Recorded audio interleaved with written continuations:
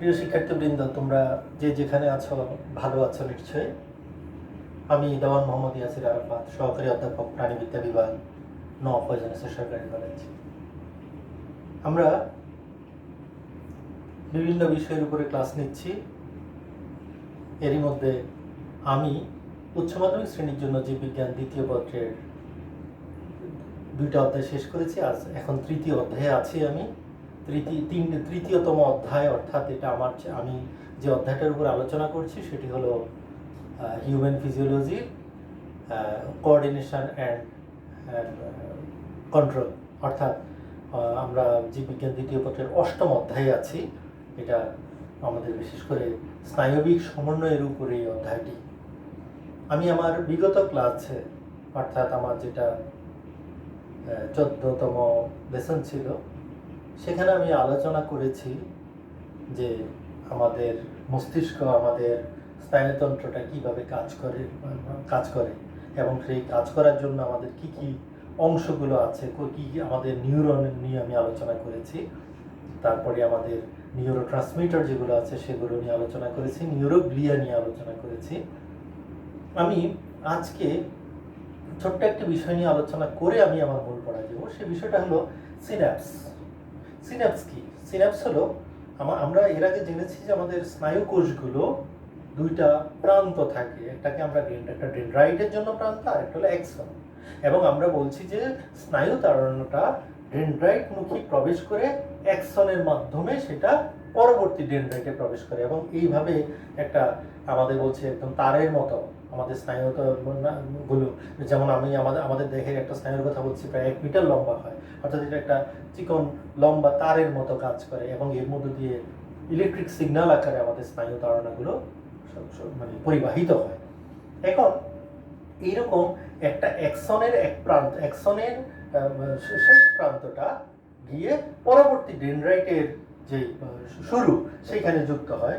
আমরা যদি একটা ছবিতে দেখি তাহলে আমরা দেখব একটা স্নায়ু কোষের যেই যে এক্সনের প্রান্তে যে টেলোডেন্ড্রিয়ন আছে, সেই প্রান্তটা গিয়ে এই প্রান্তটা এটা সিন্যাপটিক নব তৈরি করে, এবং এই সিন্যাপটিক নব এটাকে আমরা বলি প্রি সিন্যাপটিক নব, যেটা এক্সনের শেষ প্রান্তে যে এরকম, অর্থাৎ যেই আমরা যদি এরকম একটা স্নায়ু কোষের এক্সনের শেষ প্রান্তটা গিয়ে এরকম 2টা প্রান্ত হয়, এবং এখানে কি দেখা গেছে এগুলো একাধিক অংশ হয়ে যায়।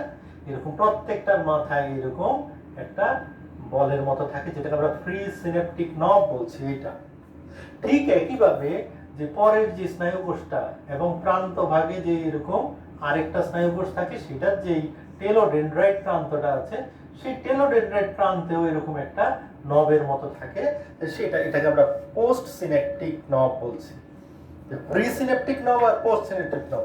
এবং এর মধ্য দিয়ে সিগন্যালটা যাবে, সেটা যাবে ক্যালসিয়াম আয়ন এই ট্রান্সমিশনটা করে থাকে। হ্যাঁ, ক্যালসিয়াম আয়ন এই ট্রান্সমিশনটা করে থাকে, এবং এই ট্রান্সমিশনের পেছনে আমরা বলছি এই যে ফাঁকা জায়গাটা, এখানে 0.1 সেকেন্ডে এক ধরনের নিউরোট্রান্সমিটার তৈরি হয়। যেমন যে নিউরোট্রান্সমিটার মধ্যে আমরা সবচেয়ে বেশি পরিচিত নিউরোট্রান্সমিটারটা হলো অ্যাসিটাইল কোলিন। আমরা বিগত দিনে কতগুলো নিউরোট্রান্সমিটার নিয়ে কথা বলছি, তো এরকমই একটা নিউরোট্রান্সমিটার অ্যাসিটাইল কোলিন। এবং এই অ্যাসিটাইল কোলিন যখন অ্যাসিটাইল কোলিনেস্টোরেজ এনজাইমের প্রভাবে এই অ্যাসিটাইল কোলিনটা যখন এখানে এই স্থানটায় পূর্ণ হবে, তখনই এখান থেকে এই প্রি সিন্যাপটিক মেমব্রেন এবং পোস্ট সিন্যাপটিক মেমব্রেন, এই 2টার মাঝের এই ফাঁকা জায়গাতে সিন্যাপটিক ক্ল্যাপ বলা হয়। হ্যাঁ, এই সিন্যাপটিক ক্ল্যাপের মধ্য দিয়ে তোমার উদ্দীপনাটা পরিবহন হবে। আবার যখন নিউরোট্রান্সমিটারটা চলে যাবে, আবার এই উদ্দীপনা পরিবহন বন্ধ হয়ে যাবে, যার ফলে আমরা দেখি যে এখান দিয়ে যে স্নায়ু তাড়নাটা সেটা নিরবচ্ছিন্ন নয়, বিচ্ছিন্ন নির্দিষ্ট সময় পর পর স্নায়ু তাড়না পরিবর্তিত হয়। যার ফলে এখানে আমরা কয়েকটা বৈশিষ্ট্য পাই। একটা হলো যে এখানে উদ্দীপনাগুলো পরিবহন হবে সর্বদা একমুখী, 2 নাম্বার হলো এখানে বড় বড় যে উদ্দীপনাগুলো আছে, খুব শক্তিশালী যে তাড়নাগুলো আছে, সেগুলোকে এখানে আটকে দেওয়া হয়, যার ফলে দেখা গেছে আমাদের স্নায়ুটা সুসমন্বয়ভাবে কাজ করতে পারে। আমাদের মস্তিষ্ক অনেকগুলো কাজ, হাজার হাজার লক্ষ লক্ষ কাজ একত্রে করতে পারে, শুধু এই স্নায়ু উদ্দীপনা একটা নির্দিষ্ট ব্রেক দিয়ে দিয়ে, অর্থাৎ এই 0.1 সেকেন্ড পর পর তাড়নাটা পরিবহন হয় বলে এটা সম্ভব।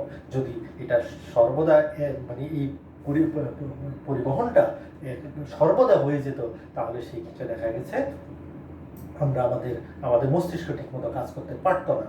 যাই হোক, আমরা কিভাবে স্নায়ু তাড়না এক স্নায়ুকোষ থেকে আরেক স্নায়ুকোষে পরিবাহিত হয় সেই জায়গাটা নিয়ে আমরা একটু দেখলাম, যে জায়গাটাকে আমরা সিন্যাপস বলি। এই পুরো কাঠামোটাকে আমরা সিন্যাপস, অর্থাৎ দুইটা নিউরনের সংযোগ স্থলটাকে আমরা সিন্যাপস বলি। এইরকম লক্ষ লক্ষ সিন্যাপস আছে আমাদের দেহে, যেটা এক স্নায়ুকোষ থেকে আরেক স্নায়ুকোষে তাড়না পরিবহন করে নিয়ে যায়।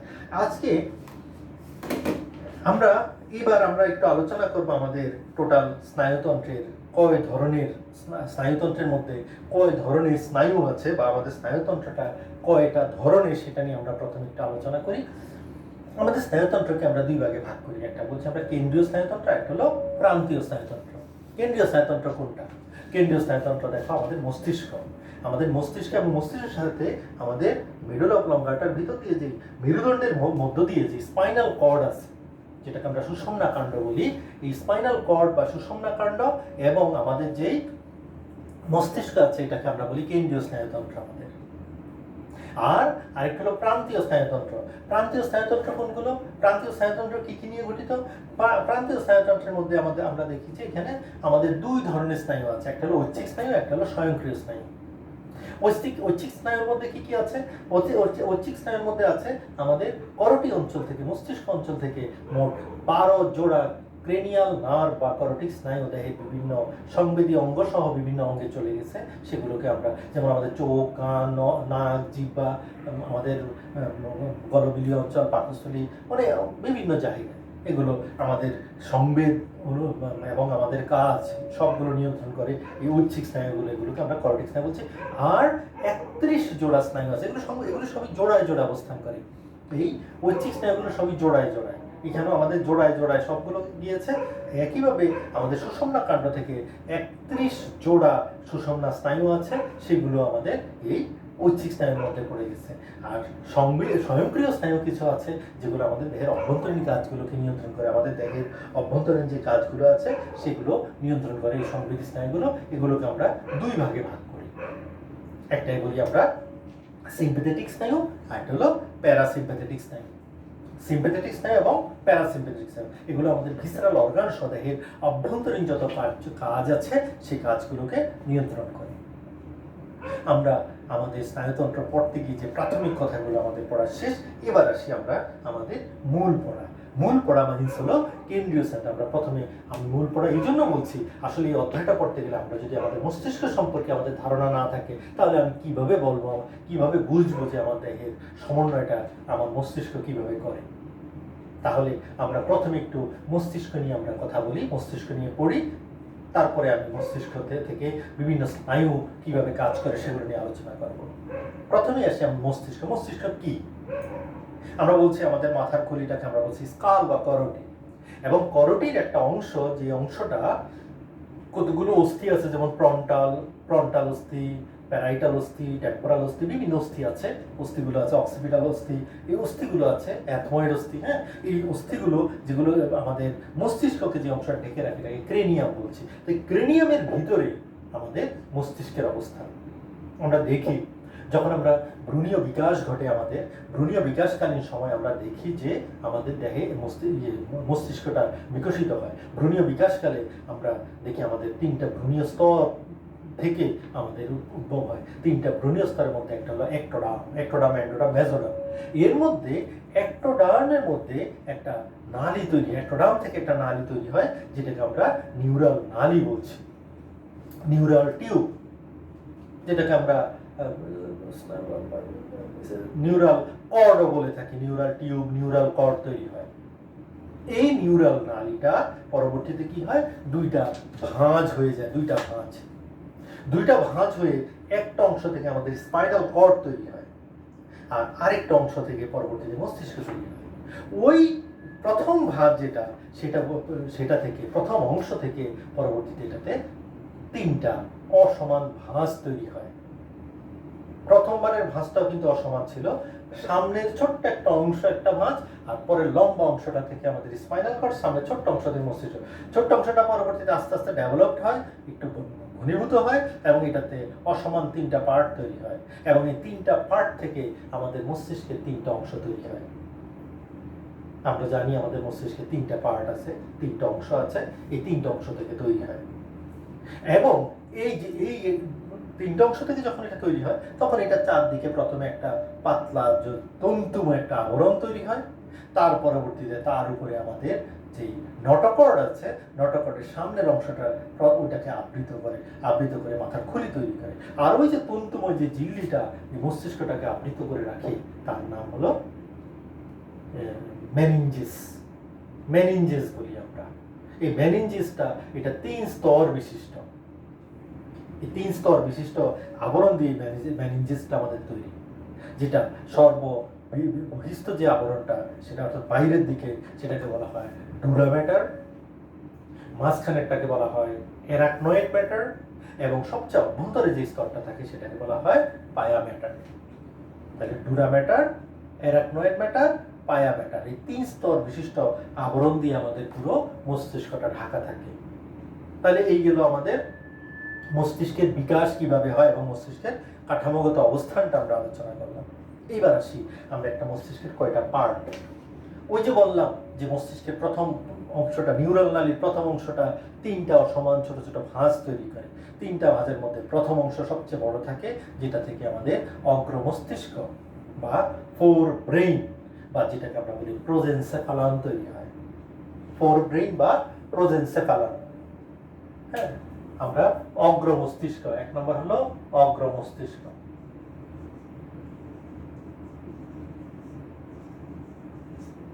প্রথমটা হলো অগ্র মস্তিষ্ক, যেটাকে আমরা ফোর ব্রেইন বলছি বা প্রোজেনসেফালন। 2 নম্বর হলো, দ্বিতীয় অংশটা হলো সবচেয়ে ক্ষুদ্র অংশ, মধ্য মস্তিষ্ক, যেটাকে আমরা মিড ব্রেইন বা মেজেনসেফালন বলি। আর 3 নম্বর হলো পশ্চাৎ মস্তিষ্ক বা যেটাকে আমরা হাইন্ড ব্রেইন বা রম্বেনসেফালন বলি। অর্থাৎ তিনটা পার্ট, প্রোজেনসেফালন, মেজেনসেফালন এন্ড রম্বেনসেফালন। তার মধ্যে সবচেয়ে বড় অংশ 85% অংশই হলো ফোর ব্রেইন, আর বাকি তাহলে আমরা বুঝতেই পারি বাকিগুলো ছোট। হ্যাঁ, এর মধ্যে সবচেয়ে বড় অংশটা নিয়ে আমাদের ফোর ব্রেইন বা অগ্র মস্তিষ্কটা তৈরি। এরপরে আসি আমরা দ্বিতীয় এই ইয়েতে আমরা এই অংশগুলো নিয়ে একটু এবার আলোচনা করি। আমরা দেখি যে তিনটা পার্ট বলছি, অগ্র মস্তিষ্ক, মধ্য মস্তিষ্ক, পশ্চাৎ মস্তিষ্ক।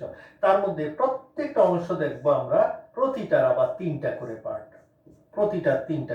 আমরা যদি তিনটা পার্ট একটু নামগুলো দেখে নিই, তারপরে আমরা মূল পড়ায় যাব।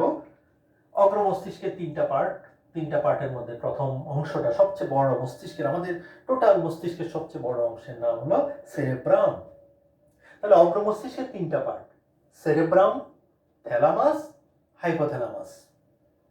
মধ্য মস্তিষ্কের তিনটা part, cerebral peduncle, corpora quadrigemina and cerebral aqueduct. আর পশ্চাৎ মস্তিষ্কেরও তিনটা পার্ট, একটা বলি সেরেবেলাম, পন্স, মেডুলা অবলঙ্গাটা। তাহলে টোটাল আমরা দেখলাম, টোটাল বৃহদার্থে তিনটা পার্ট আর ক্ষুদ্রার্থে মোট 9টা অংশ নিয়ে তৈরি। অগ্র মস্তিষ্কের তিনটা, মধ্য তিনটা, পশ্চাৎ তিনটা। আমি অংশগুলোর নাম আবার বলছি, তোমরা খেয়াল করো। আমরা অগ্র মস্তিষ্কের তিনটা পার্ট হলো সেরেব্রাম, থ্যালামাস, হাইপোথ্যালামাস। মধ্য মস্তিষ্কের তিনটা part, cerebral peduncle, corpora quadrigemina, cerebral aqueduct. And পশ্চাৎ মস্তিষ্কে রম্বেনসেফালনের তিনটা পার্ট, সেটা হলো একটা হলো cerebellum, pons and medulla oblongata. এই টোটাল 9টা অংশ নিয়ে আমার টোটাল আমাদের মস্তিষ্কটা তৈরি। এবার আসি আমরা আরো কিছু কথায় আসি। এটা এখন একটা মানুষের মস্তিষ্কের আকার আয়তন এগুলো যদি আমরা একটু হিসাব করি কতটুকু, আমরা দেখি আমাদের মানুষের মস্তিষ্ক, আমরা জানি পৃথিবীর সব সৃষ্টির সেরা জীব হলো মানুষ, কারণ বুদ্ধিমত্তা, বিবেকবোধ, প্ল্যানিং ক্যাপাসিটি, সবকিছুতে মানুষ এগিয়ে। কেন এগিয়ে? কারণ মানুষের মস্তিষ্ক সবচেয়ে বড়। কিন্তু তোমরা কি জানো পৃথিবীতে মানুষের মস্তিষ্কের চেয়েও বড় মস্তিষ্ক আছে? তিমি, হ্যাঁ, প্রায় 8,000 সিসি, প্রায় 8 কেজি থেকে বড় হতে পারে, আরো বড় হতে পারে। কিন্তু তিমির তুলনায় মানুষের মস্তিষ্ক অনেক ছোট, যেটাকে আমরা ইন অ্যান অ্যাভারেজ ধরে নেই। মানুষের মস্তিষ্ক হলো 1.36 কেজি, যেটা আমরা দেখি এটার যদি নর্মালি 1.2 থেকে 1.4 কেজি মানুষের মস্তিষ্ক। তারপরে কিন্তু পার্থক্যটা কোথায়? কেন তারপরেও আমরা বলি যে ওইটা হলো প্রায় 8 কেজি বা তার উপরে, আর এখানে হলো আমাদের প্রায় 1.25 কেজি বলতে পারি আমরা, 1.36 কেজি। তাহলে দুইটার মধ্যে আমরা তারপরে বলি মানুষের মস্তিষ্ক বড়। কেন? কারণ মানুষের মস্তিষ্ক হলো মানুষের টোটাল বডির 2%। অন্যদিকে তিমির মস্তিষ্ক হলো তার টোটাল দেহের 0.016%, সরি 0.0016%, 0.0016%। আর কোথায় হলো? আমরা হলাম 0.2%। তাহলে অনেক অনেক বহুগুণ বড় হলো আমাদের মস্তিষ্ক। এই কারণেই মানুষটা অনেক পরিমাণগতভাবে অনেক বড় হওয়া সত্ত্বেও তুলনামূলক বিচারে তিমির মস্তিষ্কটা অনেক ছোট। আমাদের মধ্যে আবার দেখা গেছে মেল ফিমেলের ক্ষেত্রেও আমাদের মস্তিষ্কের আকার আয়তন একটু পার্থক্য আছে। যেমন আমাদের যদি আমরা ইয়েতে ধরি, আয়তনের দিক থেকে ধরি, একজন মেলের মস্তিষ্কের আয়তন হলো 1260 সিসি, আর ফিমেলের ক্ষেত্রে 1130 সিসি। এটা এর চেয়েও বেশি কম হতে পারে, তবে আমরা ধরে নেই একজন মানুষের 1180 সিসি থেকে শুরু করে 1620 সিসি পর্যন্ত একজন মানুষের মস্তিষ্কের হতে পারে। এটা আকার আয়তন বডির ক্যাপাসিটি অনুসারে এরকম বড় ছোট হতে পারে। তবে ওই যে আমি শুরুতে বলেছি সেটা 2%। যেমন ফিমেলদের ক্ষেত্রে সেটা হবে 1030 থেকে 1400 সিসি পর্যন্ত ফিমেলদের ক্ষেত্রেও। তবে ওই 2%টাই মোটামুটি মিল থাকে মানুষের মস্তিষ্কের ক্ষেত্রে। এখন আমরা গতদিন জেনেছি যে মস্তিষ্কের কোষগুলো বিভাজিত হয় না, একটা নির্দিষ্ট সময় পর্যন্ত এটা বিভাজিত হওয়ার পরে তারপর বিভাজিত হয় না। একটা শিশু যখন ভূমিষ্ঠ হয় তখন সে যে মস্তিষ্কটা নিয়ে জন্ম নেয়, তারপরে আস্তে আস্তে তার মস্তিষ্কটা কোষগুলো কিন্তু বিভাজিত হবে, এবং বিভাজিত হতে হতে 3 বছর 3.5 বছর পর্যন্ত এটা মোটামুটি খুব দ্রুত ডেভেলপ করে। তারপরে মোটামুটি আমরা ধরে নিই 6 থেকে 7 বছর বয়স পর্যন্ত মস্তিষ্কটা কোষগুলো অল্প অল্প বিভাজন ধীরে ধীরে থেমে থেমে 6 বা 7 বছর বয়সে একদম টোটালি স্টপ হয়ে যায়। তারপরে যেটা হয়, মস্তিষ্ক আকারে বড় হবে কিন্তু কোষ বিভাজিত হবে না।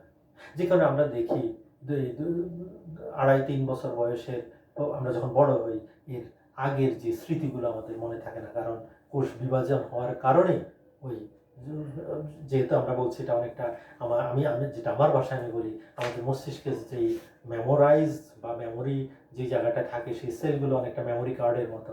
ওই কোষগুলো যদি বিভাজিত হয় তাহলে মেমোরি কার্ড যেমন ফরম্যাট হয়, আমাদের সেলগুলো ফরম্যাট হয়ে গেলে আর স্মৃতি কিছু মনে থাকার কথা না। যেহেতু একটা নির্দিষ্ট সময় পর আর মস্তিষ্কের কোষগুলো বিভাজিত হবে না, তার ফলে দেখা যাচ্ছে স্মৃতিগুলো সেখানে ধরে রাখা সম্ভব হয়। আর সেই জন্য আমরা একটা নির্দিষ্ট সময় পর থেকে আমাদের সব কিছু মনে থাকে, স্মৃতিতে থেকে যায়। এই কারণে মস্তিষ্কের কোষ বিভাজিত না হওয়াটা আমাদের জন্য ভালো। মস্তিষ্কের পরবর্তীতে একটা নির্দিষ্ট সময় পরে আর সেটা বিভাজিত হবে না। যাই হোক, আমরা মস্তিষ্ক সম্পর্কে, মস্তিষ্কের বিভিন্ন তথ্য নিয়ে আমরা জানলাম। এবার আসি আমরা মস্তিষ্কের যদি আমরা কোষের সংখ্যা বলি, আমরা জানি আমার মস্তিষ্কের কোষের সংখ্যা প্রায় 1 বিলিয়ন। আমরা একটা হিসাবে জানি যে মস্তিষ্কের কোষে আমরা প্রায় 1 বিলিয়ন অ্যাক্সন এবং ডেনড্রাইট থাকে, এবং 86 বিলিয়ন, সরি আমি তথ্যটাই আবার দিচ্ছি, 86 বিলিয়ন পর্যন্ত মস্তিষ্কের নিউরন থাকতে পারে, এবং সেখানে বিলিয়ন বিলিয়ন এই তো কি বলবো অ্যাক্সন এবং ডেনড্রাইটের সমন্বয়ে এই কোষগুলো গঠিত হয়, এবং এদের মাধ্যমে আমাদের দেহে এই উদ্দীপনাগুলো পরিবাহিত হয়। আমরা এবার চলে যাব আমাদের মস্তিষ্কের একটু সার্বিক গঠনে আমরা চলে যাব। আমরা প্রথমে বলছি অগ্র মস্তিষ্কের তিনটা পার্টের মধ্যে আমরা এখন এই অংশগুলো নিয়ে একটু আমরা আলোচনা করব। প্রথম অংশটা, 1 নম্বর অংশটা হলো সেরেবেলাম। আমরা প্রথমে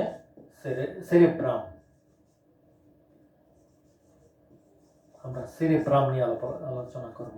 সেরেব্রাম হলো মস্তিষ্কের সবচেয়ে বড় অংশ। একটা মস্তিষ্কের সবচেয়ে বড় অংশকে আমরা সেরেব্রাম বলি। আমরা যদি এখানে একটা হিউম্যান ব্রেইনের একটা ছবি যদি আমরা দেখি, তাহলে আমরা দেখব যে হিউম্যান ব্রেইনের সবচেয়ে এই যে বড় অংশটা সেরেব্রাম। আমি বলছি এটাতে 3টা পার্ট। আমরা 3টা পার্টের কথা বলছি মস্তিষ্কে। আমরা যদি দেখি 3টা পার্ট অগ্র মস্তিষ্কে, সেরেব্রাম, এই যে এই পুরোটা সেরেব্রাম, এবং এখানে দেখো এই যে থ্যালামাস এবং এই হাইপোথ্যালামাস, এই জায়গাটা, হ্যাঁ, এই থ্যালামাস এবং এই যে থ্যালামাস মানে এই জায়গাটা থ্যালামাস। হাইপোথ্যালামাসটা ছোট্ট একটা জায়গা যেটা পিটুইটারি গ্রন্থির সাথে যুক্ত থাকে, এই যে হাইপোথ্যালামাস। পুরোটা হলো সেরেব্রাম। আমরা টোটাল মস্তিষ্কের 80 থেকে 85% বলছি সেরেব্রামটা, 80%, আর 85% সব মিলে আর কি অগ্র মস্তিষ্কটা। 80% হলো আমাদের সেরেব্রামটা। তার মধ্যে থ্যালামাসটা এইখানে অল্প একটু জায়গা মাঝখানে, আর এক পাশে যে পিটুইটারি গ্রন্থির সাথে হলো হাইপোথ্যালামাস। এই 3টা পার্ট নিয়ে আমাদের অগ্র মস্তিষ্কটা গঠিত। এখন আসি আমাদের এই মস্তিষ্কটা কেমন। আমরা যদি মস্তিষ্কের গঠনটা দেখি, তাহলে দেখব এই থ্যালামাসের মধ্যে আমরা যদি এইরকম ভাবে দেখি, আমাদের এটা একটা মস্তিষ্কের অংশগুলো আমাদের এই জায়গাটাতে দেখি, যে মস্তিষ্কটাকে দেখি আমরা, থ্যালামাসটা 2টা পার্ট।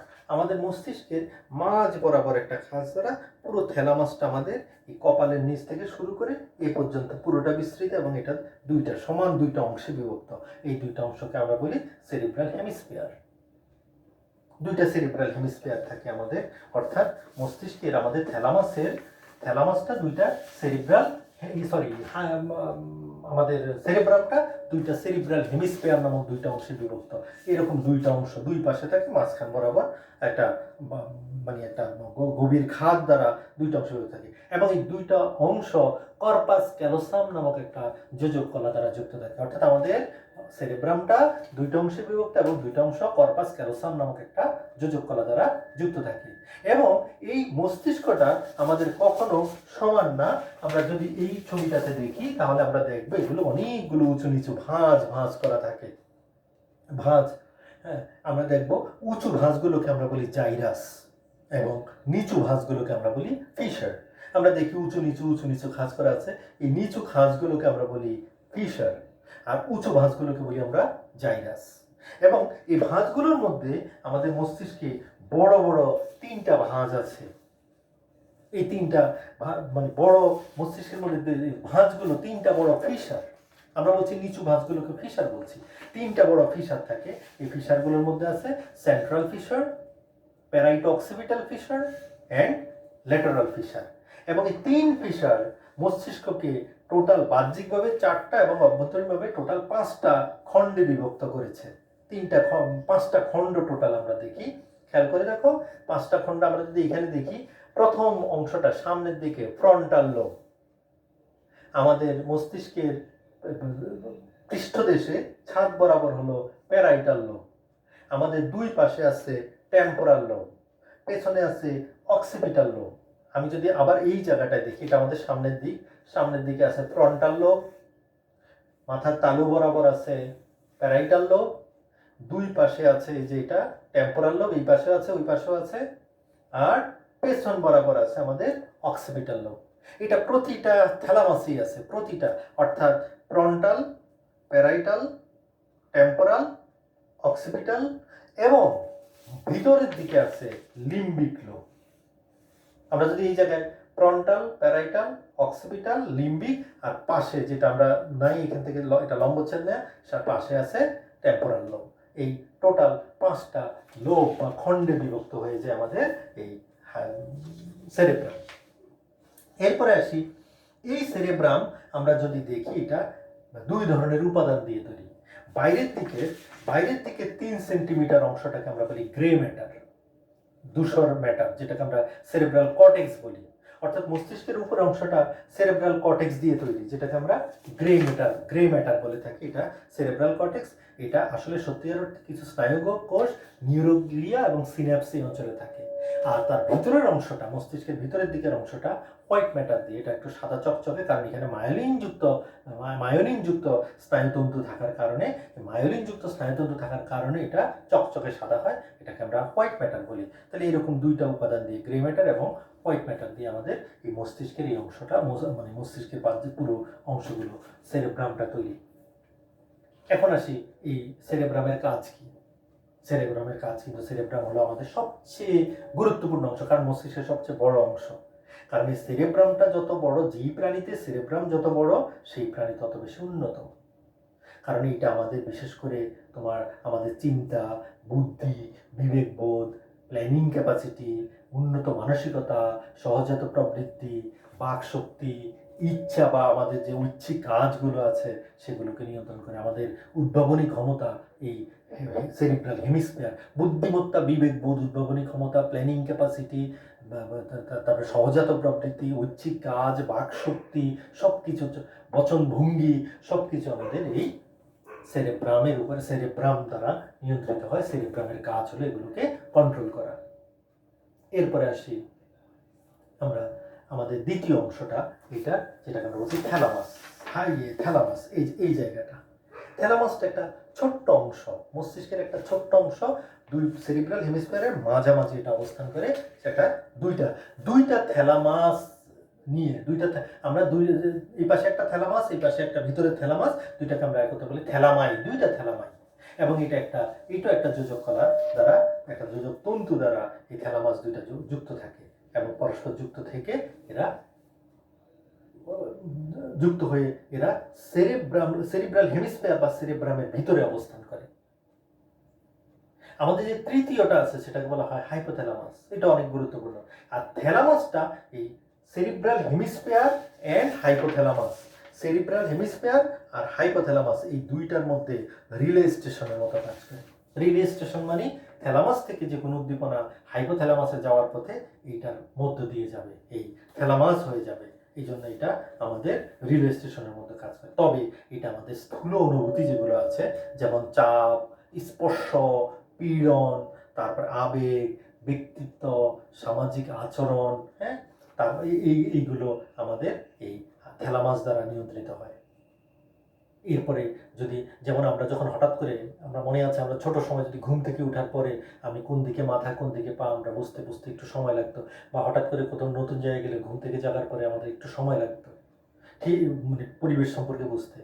এই আমাদের থ্যালামাস এই ঘুমন্ত মানুষকে যখন জাগিয়ে তোলা হয় তখন পূর্ব স্মৃতিটা সে মনে করিয়ে দিতে ভূমিকা রাখে আমাদের থ্যালামাস। তার মানে থ্যালামাস যত অ্যাক্টিভ, আমরা তত ঘুমের পরে তত বেশি সক্রিয় বা দ্রুত সক্রিয় হতে পারবো।